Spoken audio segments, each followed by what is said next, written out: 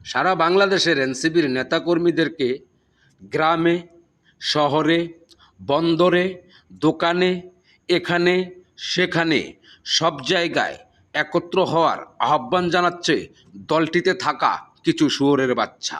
কিন্তু আমার প্রশ্ন, এখানে কি বাংলাদেশ জাতীয়তাবাদীর যে ছাত্র সংগঠন ছাত্রদল আছে তারা বসে বসে আঙ্গুল চষবে কিনা? আর যদিও তারা আঙ্গুল চষে, তারপরেও তো আমি সাহস করি এবং আমি নিজেই বলতে পারি আমার মাথাটা আমি তরবারির নিচে রেখে।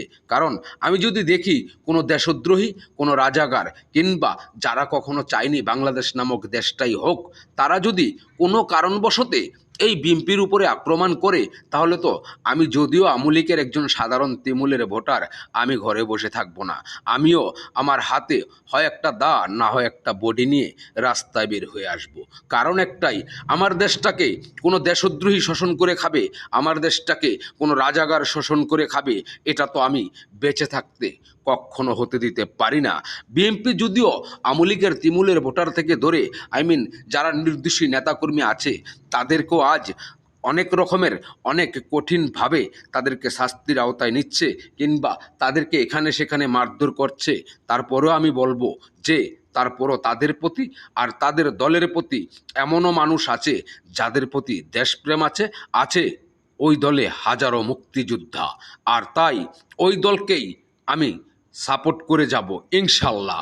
কিন্তু তোদের মতন রাজাকার, তোদের মতন দেশদ্রোহী যারা 5ই আগস্টের পর দেখিয়ে দিয়েছিস মির্জাপুরের খাতায় কি করে নাম বসাতে হয়, যেই টোকাইয়ের বাচ্চারা 2 দিন আগেও একজোড় স্যান্ডেল কিনতি 12 টাকা দিয়া, আর সেই কুকুরের বাচ্চারা আজ 12,000 টাকা দামের জুতা পরিস আর দামি দামি গাড়িতে চড়িস।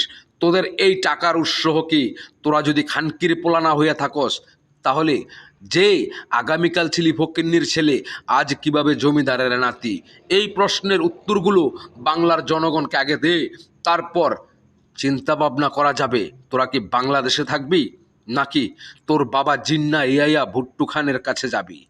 এখনো খেলা শুরুই হয়নি।